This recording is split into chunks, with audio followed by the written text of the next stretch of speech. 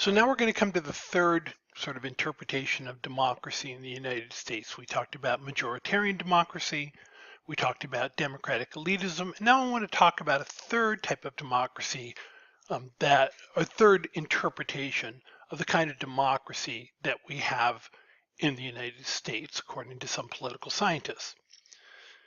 And to do this, we have to go back to the very beginning when I talk about my definition of politics. Politics is the struggle over the allocation of benefits and privileges. And in discussing that, I talked about the struggle between cavemen over who was going to get access to the best caves. So I described it very much as a struggle between individuals.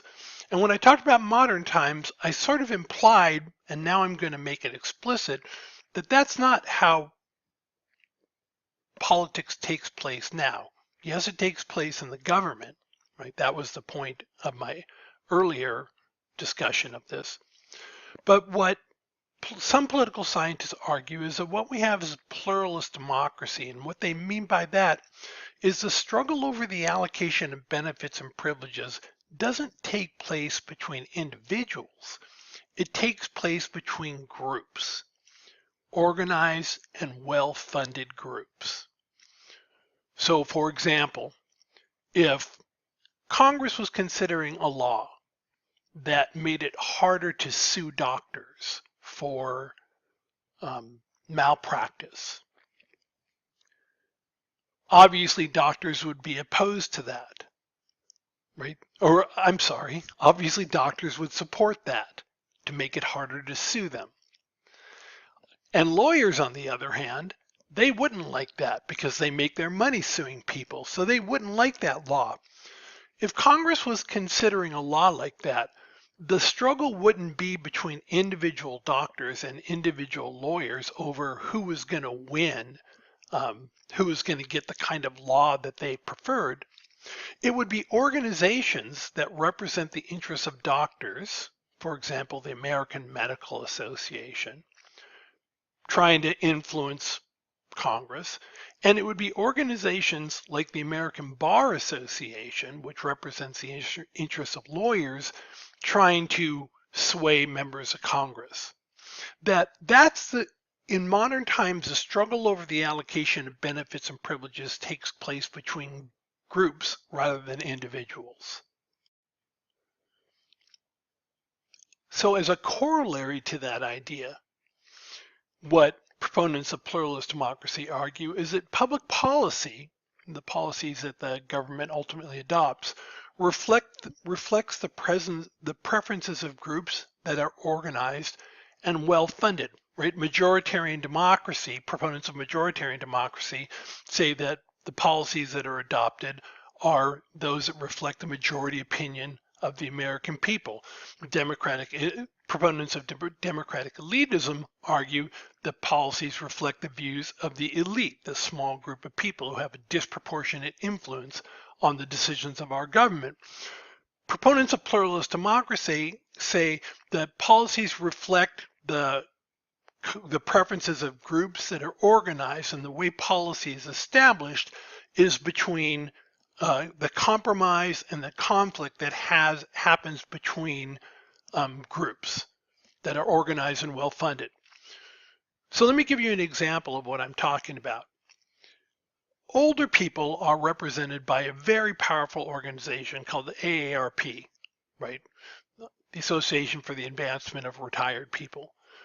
And they're a well-funded, well-organized organization. And when policies are being debated or discussed in Congress or at the state level that are going to be advantageous or disadvantageous to older people, the AARP will marshal its many resources to try and influence policy in a way that's going to help that group. Now think about young people, 18 to 29. Young people aren't organized in a group the same way that older people are. And so as a result, you have an organized, well-funded group, the AARP.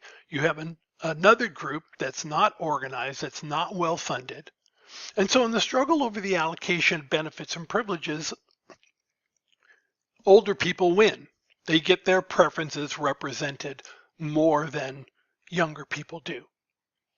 So that's the idea behind pluralist democracy, that the struggle over the allocation of benefits and privileges isn't taking place between individuals, it's taking place between organized, well-funded groups.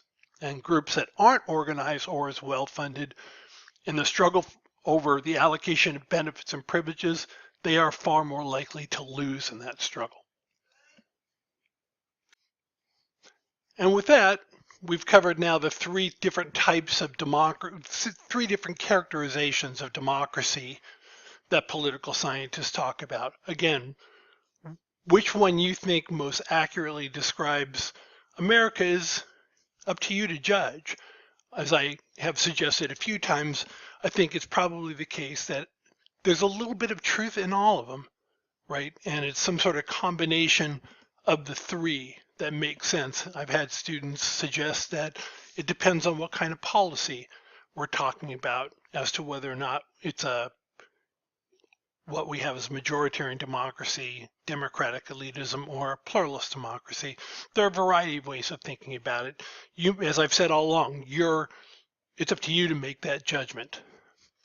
Now, this last section on comparing political and economic systems is sort of a return to a topic that we've talked about before, just because whenever possible, I try and clear up sort of misunderstandings about words and meanings.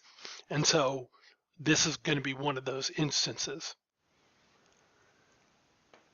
Now we're going to return back to a discussion that we had, or sort of return to a topic that I discussed before about political systems. Remember, my definition of politics is the struggle over the allocation of benefits and privileges.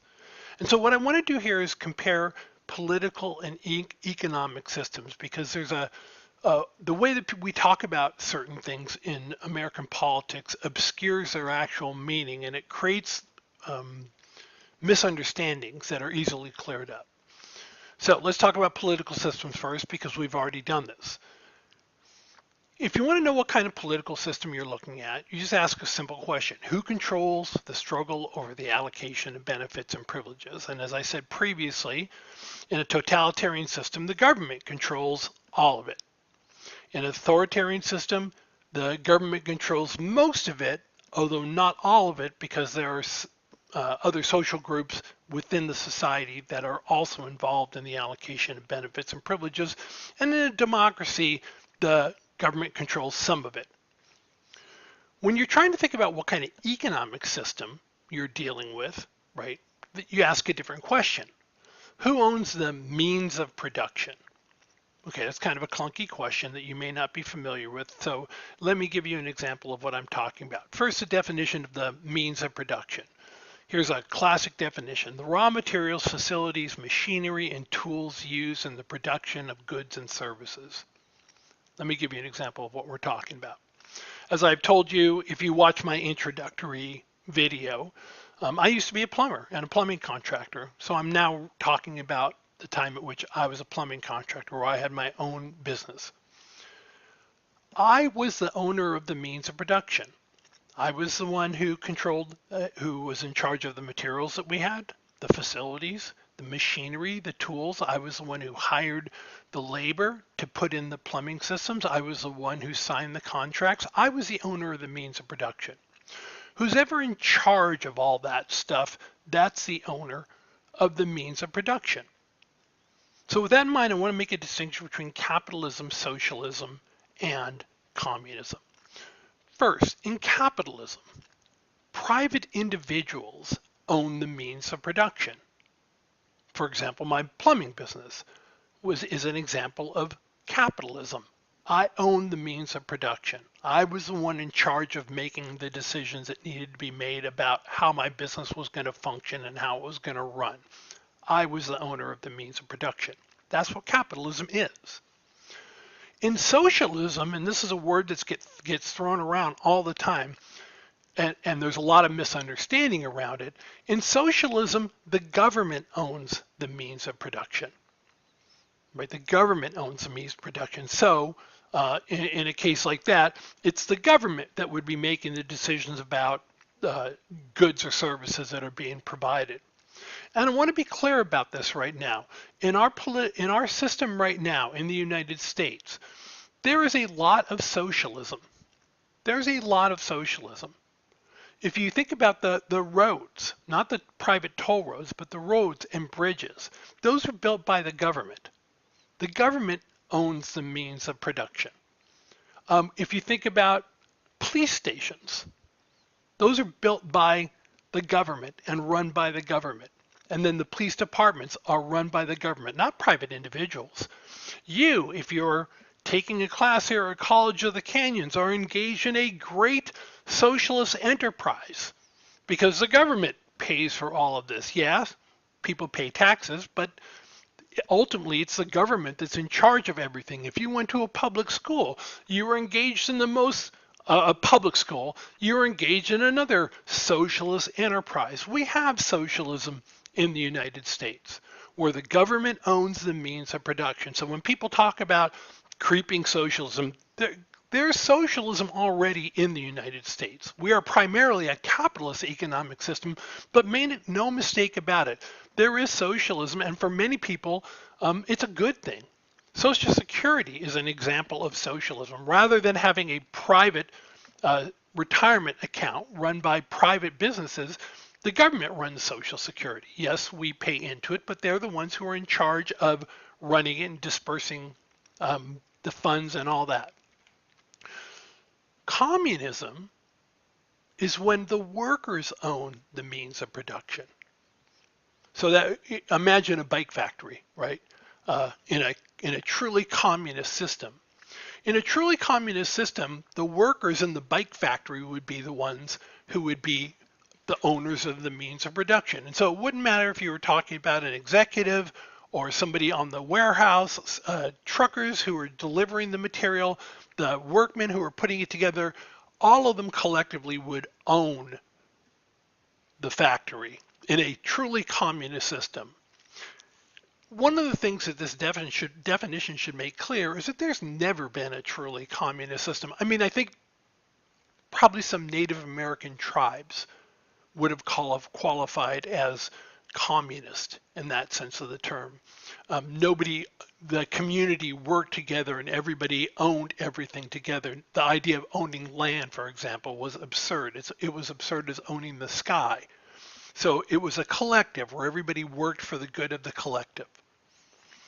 That's communism. There's really never been a communist country if you go to the strict definition of communism. And that's what I want to clarify. It's when you combine political and economic systems, you get a better idea of understanding of the world. North Korea, there's no question that in terms of a political system, they are totalitarian. The government controls the means of production. In terms, I mean, the struggle over the allocation of benefits is controlled entirely by the government. When it comes to the economic system, they are a socialist system. They're not communist, unless you think the workers in North Korea own the factories that they work and own the places where they are employed. They don't own anything. They have no freedom. North Korea isn't a communist system. It is a totalitarian political system and a socialist economic system. Let's take China. China right now is an authoritarian system, right? In terms of their economic system, they're primarily socialist, where the government is in charge of the means of production. But as we've talked about before, there's also capitalism in China. So the way I would write it would be socialist/capitalist is their economic system. But they're not communists. It's not like the workers own the means of production in China, whether they're working for the government or whether they're working for the capitalist enterprises that are there. The workers aren't in charge. What about Sweden? Sweden's political system is they're a democracy. Their economic system is socialist, but they also have capitalism as well. And so again, in filling out this, I would write socialist/capitalist. And then when it comes to the United States, our political system is a democracy, but our economic system is capitalist slash with some socialism. So there's already socialism in our political system, right? And for most people, if you're in favor of the post office, if you're in favor of public schools, if you're in favor of Social Security, if you're in favor of police departments that are funded by the government, fire departments funded by the government, if you're in favor of the system that makes college education affordable and possible here at College of the Canyons, then you're supporting socialism. The reason I'm pointing this out is that people use socialism as if it's a dirty word, a pejorative, right? It's not. It's a definition of a type of political system. Now, whether you support that type of economic system is entirely up to you. But it's important to understand when we're talking about it that socialism exists in the United States already.